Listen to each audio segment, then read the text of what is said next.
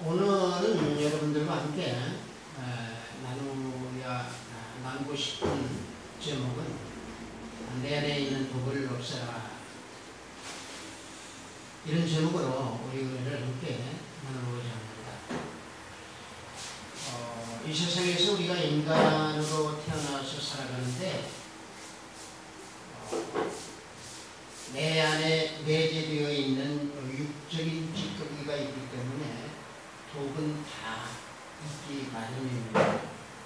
사람이라고 하면은 내 안에 독을 가지고 있지 않다고 누구든 장담할 수 없는 것이 인생이고 또 사람입니다. 그래서 우리는 독을 없애야 됩니다. 오늘 우리가 본문 말씀을 보면은 엘리사가 길갈에 선지학교를 세웠습니다. 그런데 그 선지학교를 세워서 선지생도들을 교육하고 있는 그 가운데에 3년의 가뭄이 들었던 그곳에서 먹을 것이 없어가지고 이들이 너무 힘들게 살아가고 너무 힘든 생활을 하고 있을 때 엘리사가 그곳에 도착을 했습니다. 그때 생도들이 먹을 것을 달라고 엘리사 선지자에게 말을 하죠. 그때 들에 있는 풀을 또 들에 가서 모든 것을 구해와라 해서 사환과 생도들을 보냅니다.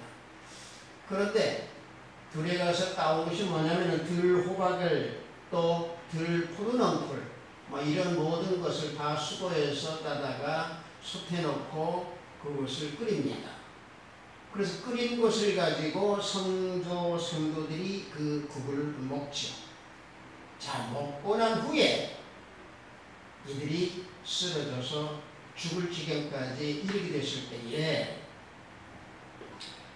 성도들이 엘리사 선지자에게 살려달라고 간구를 합니다.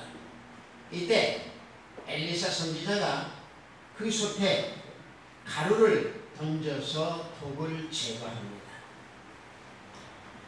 자, 이게 지금 오늘 제가 여러분들과 함께 나누고자 할 그 은혜의 내용입니다.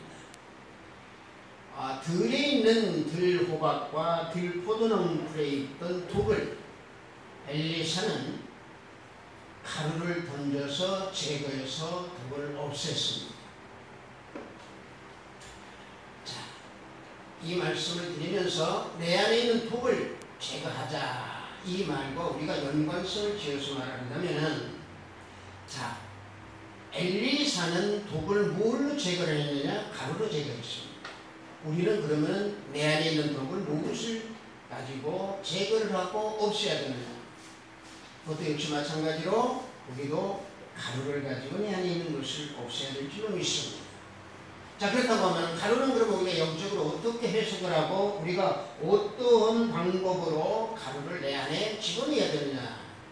자, 그렇다고 하면 우리가 가루에 대해서 조금 말씀으로 우리가 증거를 한번 해봅니다. 로마서 11장 16절을 보면은요, 제사는 처음 익은 곡식가루가 거룩한 즉 떡덩이도 그러하고 뿌리가 거룩한 즉 가지도 그러하니라 말씀하고 있습니다. 자, 여기서 가루가 나오는데요, 제사는 처음 익은 곡식가루라고 했습니다. 곡식가루인데 이 곡식가루가 거룩한데 이 곡식가루로 떡덩이도 만든다고 했습니다. 후반부에 보면은 뿌리가 거룩한 즉 가지도 그런다고 했습니다. 자, 이 말씀을 우리가 조금 더 우리가 이렇게 살펴보면은 가루로 곡식가루로 뭘 만듭니까? 떡을 만들죠. 그러니까 곡식가루가 거룩하니까 떡덩이도 거룩하겠죠. 자, 그러면은 뿌리도 거룩하다면은 그 뿌리에서 난 가지도 역시 마찬가지로 거룩하겠죠. 자, 이와 같이 놓고 볼텐데, 그렇다고 하면은 익은 곡식가루나 뿌리는 과연 무엇을 상징하고 있느냐? 이것은 이스라엘 족장들을 의미하고 있습니다. 자, 이스라엘 족장을 의미한다는 얘기는 아브라함이나 또 이삭이나 야곱이나 요셉과 같은 이스라엘 족장들을 가지고 말씀을 하고 있는 내용인데, 자, 그렇다고 하면은 뿌리나 떡덩이는 과연 어떻게 되느냐? 이것은 이스라엘 자손입니다. 다시 말하면 선진들의 자손이라는 얘기죠. 따라서 선진들이 거룩하니 자손들도 거룩하라는 얘기입니다. 자, 그렇다고 하면은, 그렇다고 해서 거룩하다고 해서 그러면 선진이 거룩하니까 후손도 거룩하다? 아니죠. 자, 아버지가 예수님을 믿었으니까 자식도 예수를 믿고 거룩하다? 아니죠. 거룩해야 할 가장 큰 요소는 딱 한 가지, 예수 그리스도를 믿는 믿음으로 우리는 거룩하게 되는 그런 삶을 살 수 있습니다. 따라서 내 안에 있는 독을 제거를 하려고 하면은 오직 예수 그리스도의 가루를 내 안에 집어넣을 때에 내 안에 있는 가루가 없어지고 내 안에 있는 가루가 독을 제거시켜 준다고 하는 사실입니다. 자, 독이라고 한다고 하면은, 그렇다고 하면 목사님 가운데 우리 인간 속에 있는 독이라고 하면 어떤 독이 있기에 우리 독을 제거하라고 말씀을 하십니까? 라고 저한테 묻는다면은, 우리 인간 중에서 가장 큰 독을 가지고 있는 것이 혀의 독입니다. 다시 말하면 말의 독입니다.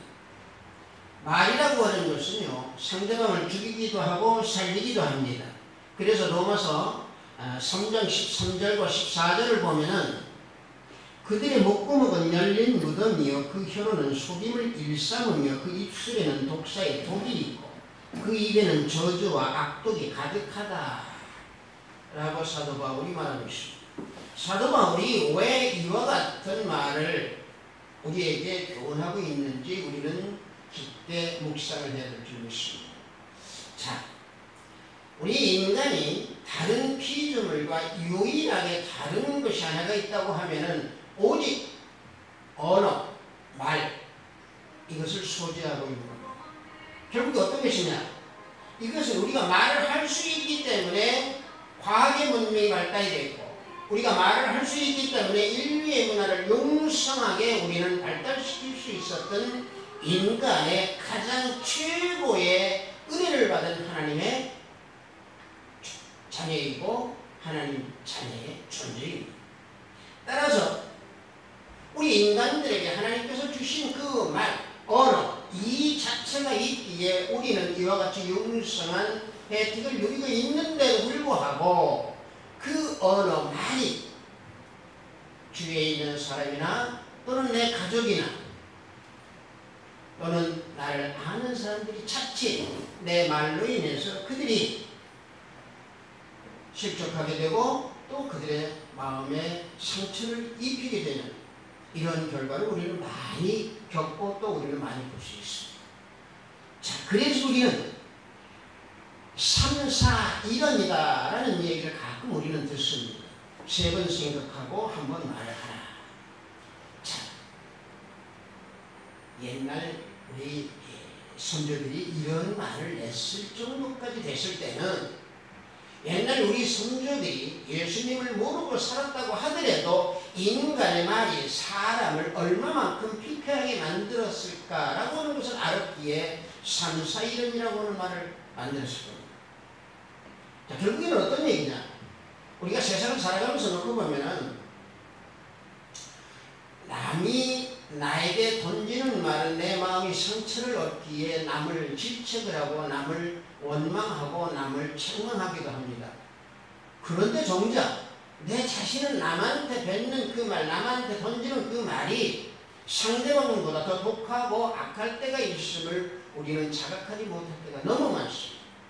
이게 바로 뭡니까? 우리 성경에서 말씀하시죠. 남의 눈에 뒷분을 보면서도 내 안에 있는 뒷분을 못 본다고 하는 예수님의 교훈이 바로 이 교훈입니다. 따라서 우리는 내 안에 있는 말, 내가 생각하고 있는 언어, 내가 상대방에게 건조추리할 수 있는 그 말의 그 종류나 모든 단어를 선택하는데 신중을 기하고 최선을 다해서 그 말을 내던져야 될 줄로 믿습니다. 그렇지 아니하면 언어나 말이라고 하는 것은 결국에 독이 되어서 상대방에게 화살이 된다고 하는 얘기입니다. 그렇지 아니하고 우리가 예수 그리스도의 가루를 넣었을 때에, 생명의 가루를 내 안에 집어넣었을 때에는 말의 독이 제거가 됨으로 인해서 내 안에 생명이 맑아지고 성결해지고 또 어떻게 됩니까? 내 안에 맑은 생수가 흐르면서 말도 아주 고운 말로 변화될 줄 믿습니다. 자, 선한 말을 하라. 우리가 선한 일을 하라. 이런 얘기를 우리 많이 합니다. 선한 일은 뭡니까? 선한 일은 예수 그리스도를 믿는 일이 선한 일입니다. 자, 그 선한 일을 하기 위해서는 우리는 어떻게 해야 되느냐? 내 심령이 우선 선한 심령으로 바뀌어줘야 되고 내 안에 있는 말이 선한 말로 바뀌어줘야 된다고 하는 말. 자, 그런 우리는 교훈을 받아야 됩니다. 그래서 사도 바울은 소용되는 대로 우리가 선한 말을 하라. 우리에게 그런 교훈을 주고 있습니다. 에베소서 4장 29절을 보면은 무릇 더러운 말은 너 입 밖에도 내지 말고 오직 덕을 세우는데 소용되는 대로 선한 말을 하여 듣는 자들에게 은혜를 끼치게 하라. 선한 말로 듣는 자에게 은혜를 끼치라고 했습니다. 이게 바로 뭡니까? 예수 생명, 예수 생명의 가루가 내 안에 들어갔을 때에 이와 같이 모든 사람들에게 은혜를 끼칠 수 있는 이러한 말을 할 수 있다는 사실입니다. 그래서 우리는 항상 내 안에서 감사가 넘치면서 감사의 말을 할 때에 그때에 우리는 예수 그리스도의 향기가 내 몸에서 나타난다는 얘기입니다. 그래서 에베소서 5장 4절에 오히려 감사하는 말을 하라. 에베소서 4장에 에베소서에서 이와 같이 우리에게 교훈하고 있습니다. 따라서 우리는 내 안에 말이 복으로 변해서 나오는 그런 가장 근본적인 원인은 내 안에 불평이, 내 안에 원망이, 내 안에 모든 삶에 감사가 없을 때에 내 안에서 나오는 말이 독으로 변해서 나오게 됩니다. 이러한 것을 없앨 수 있는 가장 근본적인 또 가장 우리가 가져야 될 것이 예수 그리스도의 생명의 가루입니다. 엘리사 선지자가 선지 생도들이 끓여먹은 그 국글에 가루를 던져서 독을 제거했듯이 우리 안에 있는 언어의 독을 예수 그리스도의 생명의 가루를 넣었을 때에 우리 안에 있는 말의 독은 제거가 될 줄 믿습니다. 자, 그 다음에 우리가 내 안에 있는 독 하나를 더 제거를 해야 됩니다. 어떤 독입니까? 그 독은 죄입니다. 우리가 이 요즘에 저를 포함해서 우리 목사님들이 대부분 죄에 대한 설교를 조금 뜸하게 합니다. 그러나 저는 죄를 자주 설교합니다. 왜? 죄는요, 인간을요, 사망의 길로 이끌어가고, 죄는요, 인간을 패망의 길로 이끌어가고, 죄는요, 인간이 가지고 있으면 그 죄가 나타나서 결국에는 사회가 피폐해지게 되고 국가가 멸망하게 되는 겁니다. 그래서 로마서 5장 21절을 보면 죄가 사망 안에서 왕노릇한 것 같이 은혜도 또한 오리로 말미암아 왕노릇하여 우리 예수 그리스도로 말미암아 영생에 이르게 하려 함이라. 사도 바울이 말하고 있습니다. 자, 죄가 사망 안에서 왕노릇했다라고 하는 것은 우리가 육적인 삶을 살 때 예수 그리스도를 우리가 영접하기 그 이전에 사탄의 종노릇을 할 때 그때의 죄가 내 안에서 왕노릇을 했기에 나는 죄에 굴복해서 살았던 그런 존재였습니다. 그러나 예수 그리스도를 믿음으로 말미암아서 나는 모든 것들을 다 내려놓고 십자가에 못 박았기에 나는 주님께서 주신 영생을 소유하면서 걸어가는 그런 존재로 바뀌고 또 성령과 물러서 거듭난 피조물로 나는 바뀌었다고 하는 사실입니다. 그러면 우리는 죄를 무서워하고 우리는 죄를 그러므로 우리는 짓지 아니해야 될 줄로 믿습니다. 그러나 이 세상을 살아가면서 우리는 알게 모르게 죄를 짓게 됩니다. 자, 죄를 짓는데 문제는 뭐냐면 이 시대에 우리에게 던져주는 그 메시지 하나가 어떤 것이 있냐면요, 죄에 대한 것을 사람들은 전부 말을 바꿔놨습니다. 죄라고 표현하지 않습니다. 여러분들 요즘에 자주 많이 듣는 거 하나 있을 겁니다. 실수했다.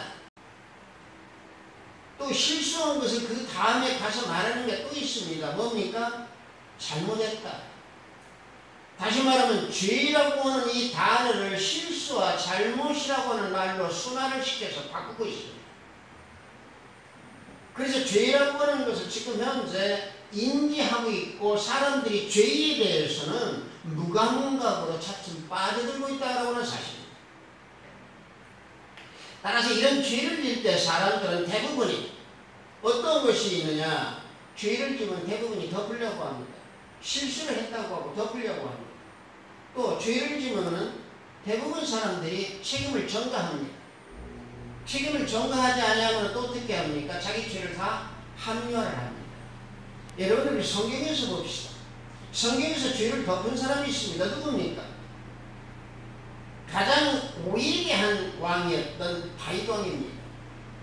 다윗 왕이 어떻게 했습니까? 우리아의 밧세바를 범하고 난 후에 우리아까지 전쟁에 보내서 죽인 후에 자신만이 알고 있겠지 하고 다 덮었습니다. 그러나 하나님은 어떻게 했습니까? 하나님은 나단 선지자를 통해서 그 죄를 붙여냈습니다. 한 가지요, 죄를 지으면 책임전가한다고 그랬잖아요. 자, 책임전가하는 우리가 성경의 인물을 보면 누굽니까? 아담이죠.